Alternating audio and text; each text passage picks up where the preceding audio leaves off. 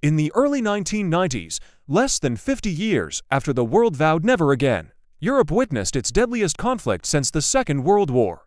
In the heart of the Balkans, a land once celebrated for its rich tapestry of cultures, neighbor turned against neighbor, friend against friend. Cities that had hosted the Olympics became battlegrounds. This was the Bosnian War, a brutal, complex conflict defined by ethnic division, relentless siege warfare, and the horror of genocide.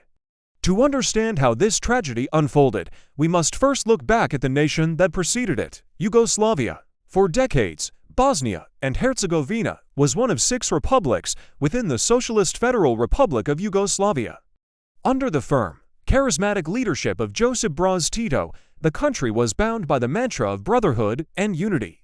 It was a multi-ethnic state where Bosniaks, who were predominantly Muslim, Serbs, who were predominantly Orthodox Christian, and Croats, who were predominantly Catholic, lived side by side. In cities like Sarajevo, mosques, churches, and synagogues stood together, symbols of a coexistence that many believed was unbreakable. Archival footage from this era paints a picture of relative peace and prosperity. People of different backgrounds mixed freely, intermarrying, working together, and building a shared Yugoslav identity. But this unity, enforced by a single-party state and held together by Tito's personality, was more fragile than it appeared. Beneath the surface, historical grievances and nationalist sentiments lay dormant, waiting for a moment of weakness to re-emerge. That moment came with Tito's death in 1980. Without its unifying leader, Yugoslavia began to fracture. The 1980s were marked by a severe economic crisis and the rise of nationalist politicians who exploited ethnic tensions for political gain. Slobodan Milosevic in Serbia, Franjo Tuman in Croatia, and others fanned the flames of division, reviving old fears and historical resentments. The idea of a unified Yugoslavia was eroding. By 1991, the collapse was in full swing. Slovenia and Croatia, the 2 westernmost republics, declared their independence. This led to a brief war in Slovenia and the much larger, more destructive Croatian War of Independence, as Serbian forces sought to control Serb-populated territories within Croatia. For Bosnia and Herzegovina, with its deeply intertwined population of Bosniaks, Serbs, and Croats, this was a terrifying development. The republic was now caught in the middle of a disintegrating nation, facing an impossible choice: remain in a Serb-dominated rump Yugoslavia, or declare independence and risk a catastrophic war on its own soil. The government of Bosnia and Herzegovina, led by Elijah Izetbegovic, opted for sovereignty. In February and March of 1992, a referendum on independence was held. While the vast majority of Bosniaks and Bosnian Croats voted in favor, most Bosnian Serbs, urged by their political leader Radovan Karadzic, boycotted the vote. They viewed independence as a threat and sought to create their own state, which would remain linked to Serbia. Based on the referendum's outcome, Bosnia and Herzegovina declared its independence on March 3, 1992, gaining international recognition soon after. But this declaration was met with immediate violence. Bosnian Serb forces, supported by the Yugoslav People's Army and the government of Slobodan Milosevic in Belgrade, had already armed themselves and prepared for conflict.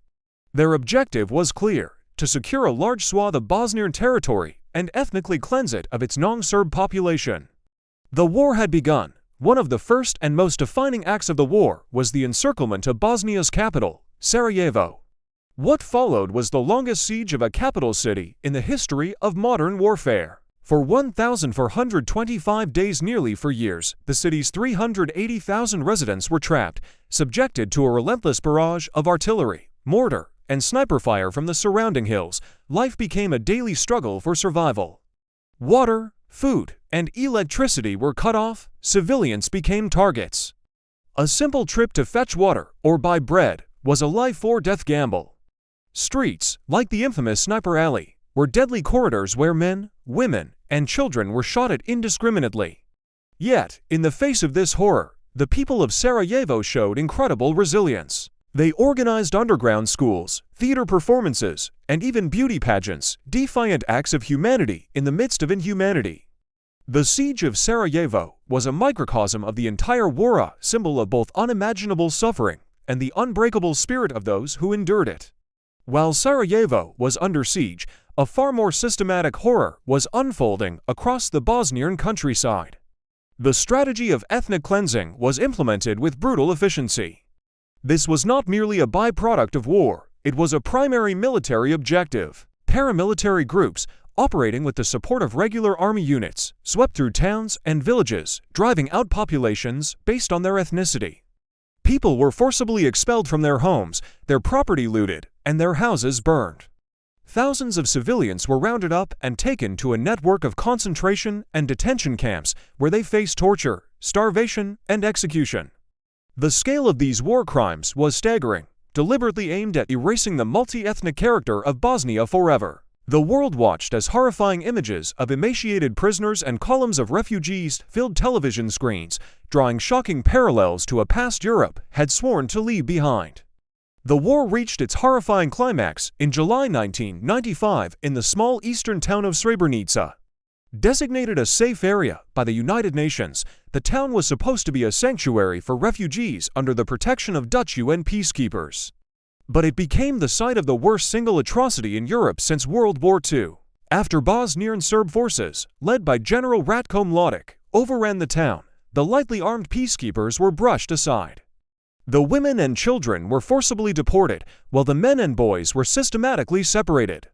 Over the next few days, in a meticulously organized operation, more than 8,000 Bosniak men and boys were murdered and buried in mass graves.